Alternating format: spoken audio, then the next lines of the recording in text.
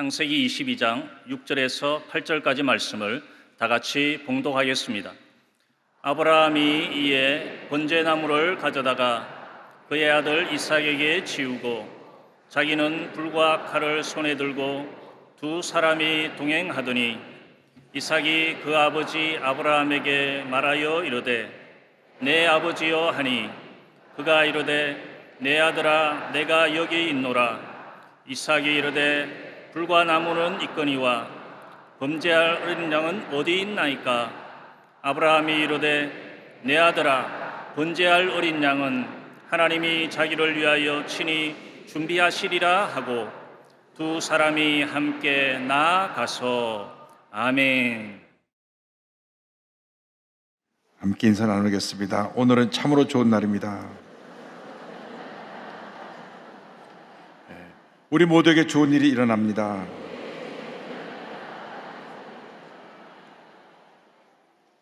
오늘 저는 여러분과 함께 창세기 22장을 본문으로 하여서 이삭의 순종이 어떤 제목으로 함께 말씀의 은혜를 나누기 원합니다. 제목을 한번 크게 따라해 주시기 바랍니다. 이삭의 순종. 이삭의 순종. 요즘은 우리가 평등, 인권 이런 것들을 강조하다 보니까 순종이란 단어가 잘 흔히 사용되고 있지 않습니다. 물론 평등, 인권도 매우 중요하지만 우리 그리스도인들에게서 가장 중요한 것은 하나님의 뜻에 순종하는 것입니다. 하나님의 뜻에 순종하는 자들이 복을 받습니다. 우리가 우리의 생각과 우리의 계획대로 살아가면 늘 문제투성이의 삶을 살아가게 되지만 하나님의 뜻에 순종하면 하나님께서 우리의 앞길을 인도해주시고 우리에게 형통의 복을 허락해 주시는 것입니다. 오늘의 말씀은 구약의 갈보리 사건으로 불리우는 이삭의 번제에 대한 이야기를 말씀해 주고 있습니다. 잘 아는 대로 아브라함이 100세 때에 아들 이삭을 얻었습니다. 그런데 그 이삭의 뜻이 뭐냐? 웃음입니다. 웃음. 이삭의 이름 그대로 이삭이 태어나자마자 이삭은 온 집안의 기쁨이 되었고 웃음이 되었습니다. 이삭을 바라보면서 매일매일 아브라함과 사라는 행복한 날을 보냈습니다. 그런데 하나님께서 자기 눈에 넣어도 아프지 않을 이삭을 모래 땅에 있는 한 산에 가서 번제로 드리라고 명령하신 것입니다. 잘 아는 대로 이삭은 그 하나님의 말씀에 순종했습니다. 일생을 살아가는 동안 우리가 가장 중요한 것은 하나님의 말씀에 순종하는 삶을 사는 것입니다. 우리가 사람의 말을 듣고 이렇게 흔들리고 저렇게 흔들리고 상처받고 무너지지 말고 주님의 음성을 듣고 그 말씀에 순종하고 결단해서 복받은 인생을 살아가는 하나님의 자녀가 되어야 하는 것입니다. 그런데 하나님은 눈에 안 보이고 사람은 눈에 보이니까 눈에 보이는 사람의 말을 듣고 우리가 쉽게 상처받고 흔들리고 무너집니다. 우리 그리스도인들은 이제 주님 안에서 성숙한 믿음이 되어서 사람의 말에 따라서 왔다 갔다 움직이고 동요하는 그런 모습이 아니라 하나님의 음성을 듣고 결단하고 순종해서 큰 복을 받는 하나님의 일꾼이 되어야 할 것입니다. 주여 내게 말씀하옵소서. 내가 주의 말씀을 듣기 원하나이다. 순종할 때 하나님께서 복을 내려 주시는 것입니다. 아브라함이 순종을 통하여서 믿음의 조상이 되었습니다. 그런데 하루아침에 그가 성숙한 믿음으로 말씀에 온전하게 순종한 것은 아닙니다. 75세 때 하나님이 그를 부르실 때 고향, 친척, 아버지 집을 떠나 내가 내게 보일 땅으로 가라 명령하셨는데 그 말씀을 온전히 순종하지 아니하고 친척 조카 롯을 데리고 갑니다. 이 롯을 데리고 가서 아주 많은 어려움을 겪습니다. 하나님 말씀에 온전히 순종하지 못하니까 시련이 다가온 것입니다. 또 가나안 땅에 가서 기근이 드니까 애굽으로 가면 식량이 풍부하다 그래서 하나님 음성도 안 듣고 애굽으로 내려갔다가 왕에게 부인을 빼앗길 뻔도 했습니다. 또 그 뒤에 성경의 기록을 보면 그랄 지방에 하나님 음성도 안 듣고 그냥 내려갔다가 거기서 또 부인을 빼앗길 뻔했습니다. 이렇게 많은 연단 끝에 믿음이 자라서 그는 온전한 순종의 사람, 믿음의 사람, 하나님께 인정받는 주님의 일꾼이 되었던 것입니다. 아브라함은 25년이나 긴 세월을 통해서 연단받고 성숙한 믿음이 되고 또 이삭을 바치는 순종을 통해서 믿음의 조상이 되었는데, 그와 정반대로 이삭은 단번에 순종함으로 하나님의 큰 복을 받는 하나님의 자녀가 되었습니다. 이삭의 순종에 대해서 생각해 보기를 원합니다. 이삭은 순종형의 자녀였습니다. 한 번도 아버지 말씀을 거역한 적 없고, 아버지가 뭐라 하면 네 순종하는 참으로 착하고 성실한 아들이었습니다. 그런데 아버지가 어느 날 하나님께서 모래 땅에 있는 한 산에 가서 번제를 드리라 하니 같이 가자 하고 자기를 데려가는데, 번제 드릴 나무도 갖고 가고 불도 갖고 가는데 번제 드릴 양이 없이 가는 것입니다. 떠날 때부터 이상했습니다. 왜 아버지가 양을 가지고 가지 않지? 집에서 가장 귀한 양을 가지고 가는 것이, 그것이 우리 믿음의 사람들의 모습인데 아버지가 그냥 가는 것입니다. 그래도 묻지 않고 따라갔습니다. 무엇인가 계획이 있으겠지. 산에 올라가는데 아버지가 불을 들고 올라가면서 번제 쓸 나무를 메고 따라오라고 하는데 이상했습니다. 그래서 묻습니다. 창세기 22장 7절에 이삭이 그 아버지 아브라함에게 말하여 이르되 내 아버지여 하니 그가 이르되 내 아들아 내가 여기 있노라. 이삭이 이르되 불과 나무는 있거냐 번제할 어린 양은 어디 있나이까? 아버지가 올라가는데 양이 없이 올라가니까 따로 올라가다가 물은 것입니다. 직감적으로 혹시 나를 드리려고 하는가 하는 그런 생각도 했을지 모릅니다. 근데 아브라함이 하나님이 준비하실 거야, 무조건 따라와라.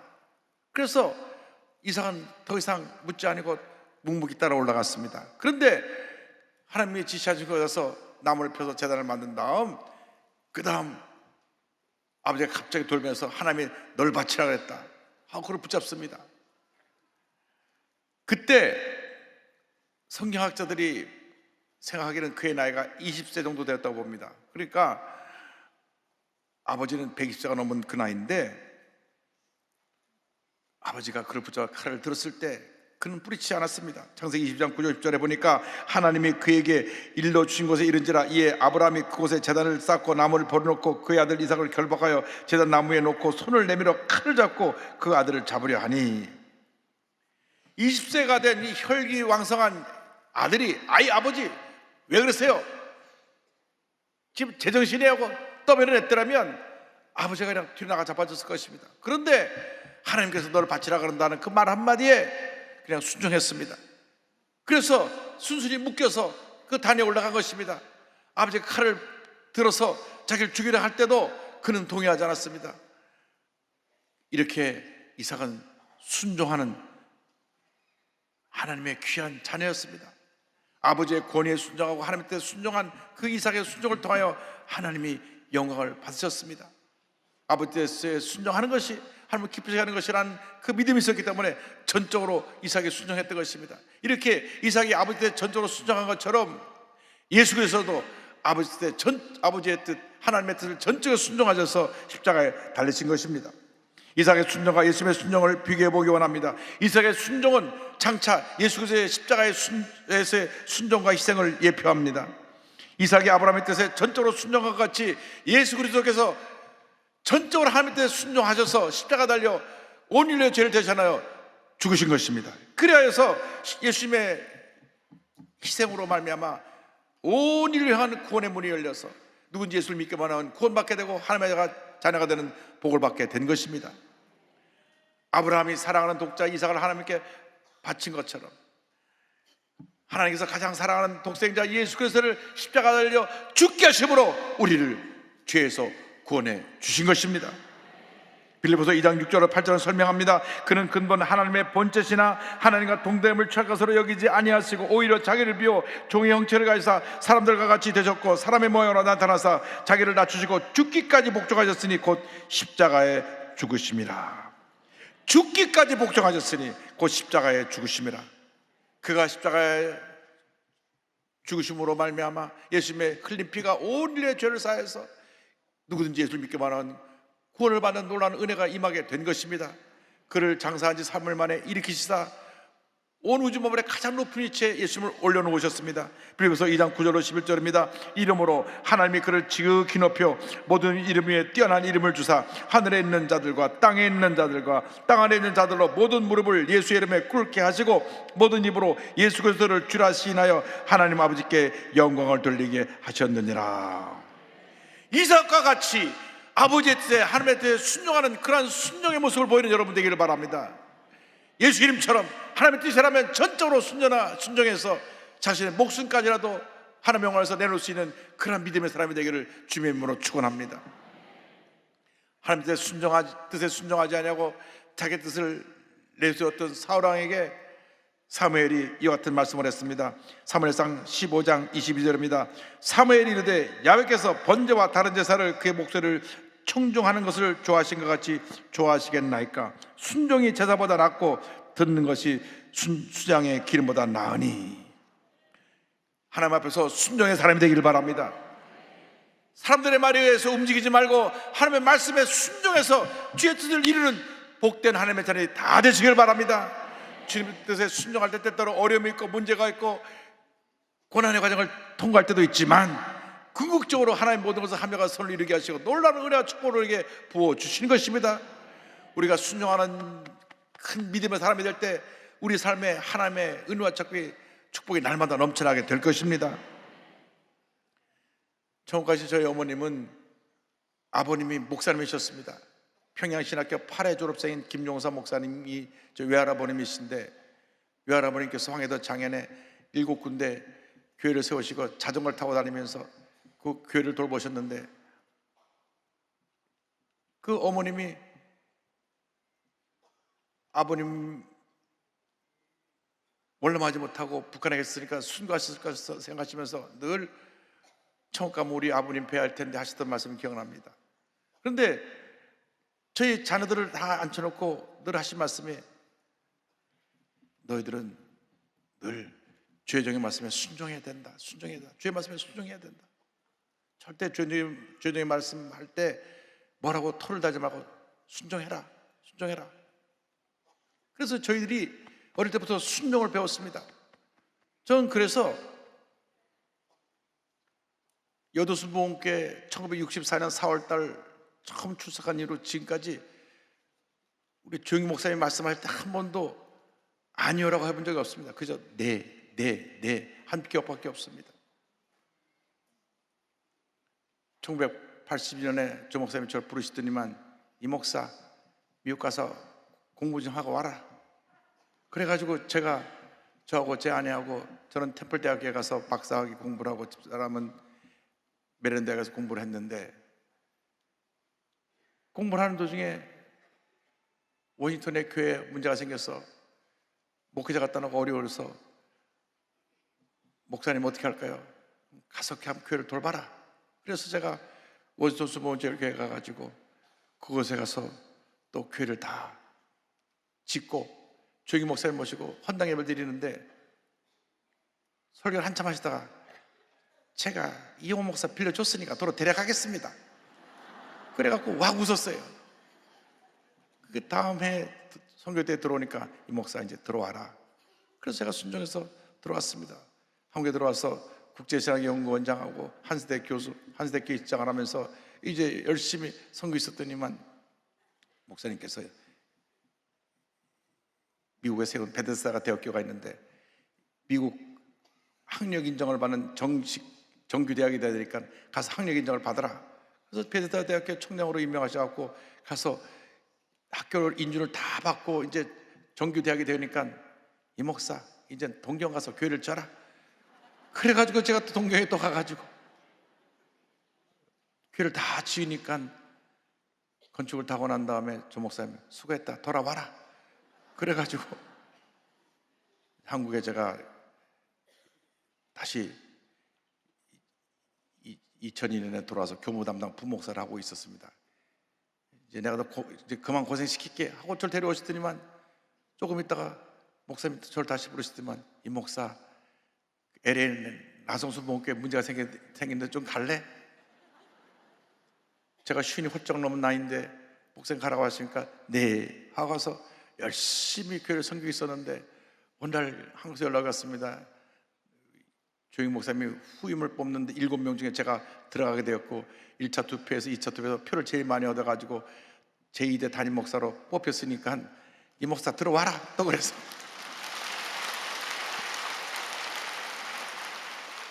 2008년도 5월 22일 날 제가 2대 담임 목사로 취임을 했는데 순종하다 보니까 여기까지 온 것입니다. 여러분, 죄정의 말씀에 순종해서 손해나는 건 하나도 없습니다.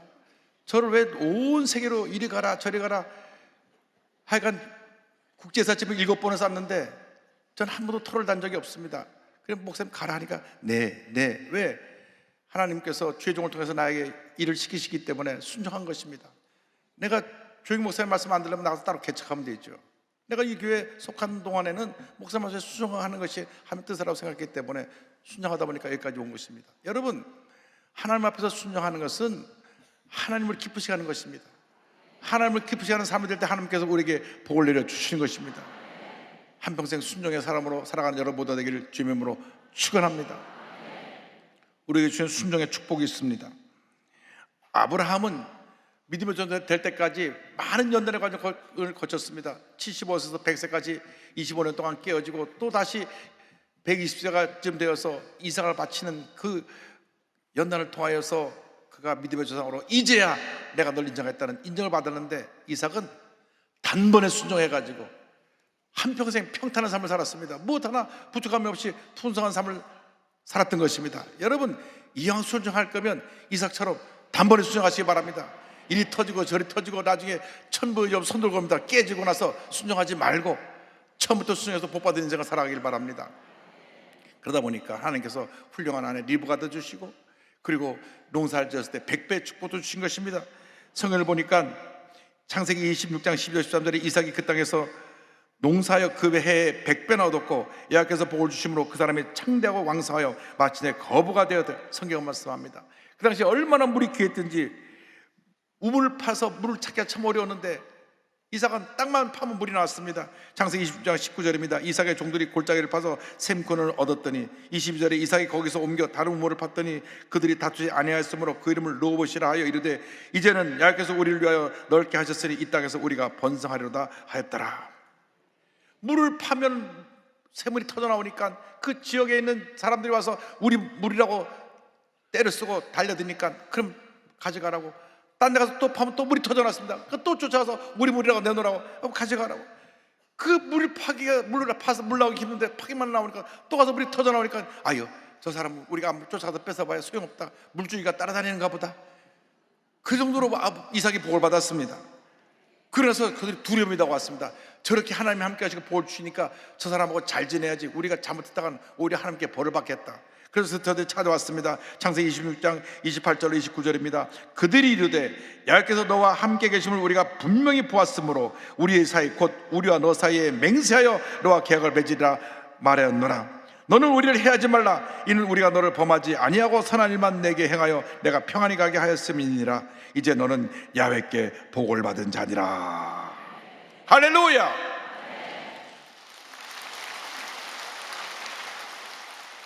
믿지 않는 사람이 하나님의 사람을 보고 당신은 하나님의 사람입니다 이렇게 인정한 것입니다. 여러분 어딜 가더라도 당신은 하나님의 사람입니다 인정받는 여러분 되기를 주님으로 축원합니다. 여러분 이 정도가 돼야 돼요. 믿지 않는 사람들이라서 우리를 두려워하면서 우리를 해치지 마십시오. 당신은 하나님과 함께하는 사람입니다. 이와 같은 인정받는 사람이 될 때 하나님의 복이 임하게 되는 것입니다. 제가 오린교회 신성우 장로님 간증을 소개하려고 하는데 많은 신을 통해 하나님께 순종하는 법을 배웠고 순종을 통해 하나님께 큰 복을 받은 하나님의 일꾼이 되었습니다.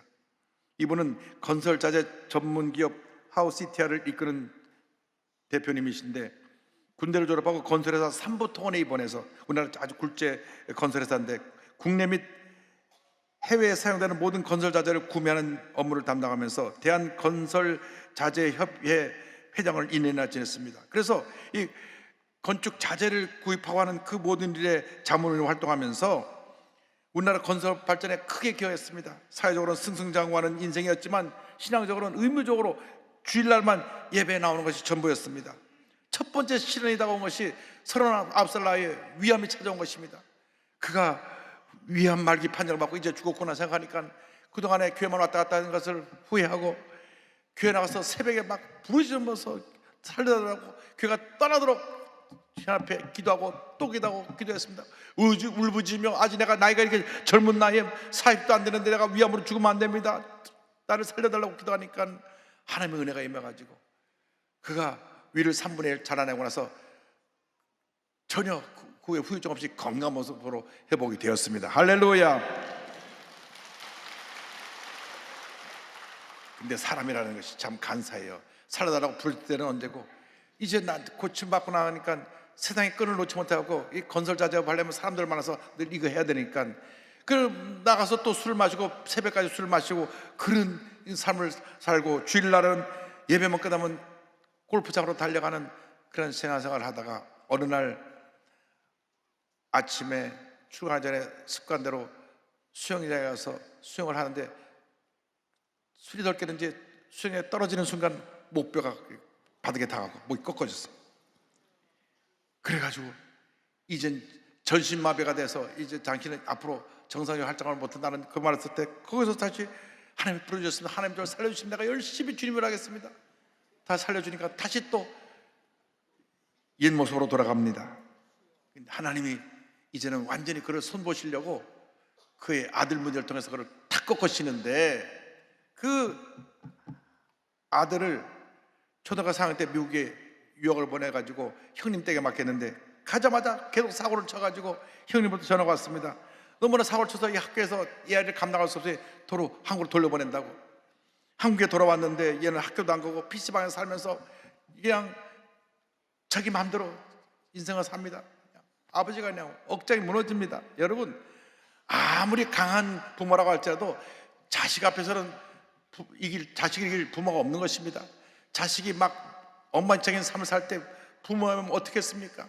막 부모는 그 자식 때문에 애간장에 타는 것입니다. 그래서 하나님께 부르짖습니다. 하나님 아버지 우리 아들을 살려달라고 눈물로 기도하고 또 기도하고 기도하는데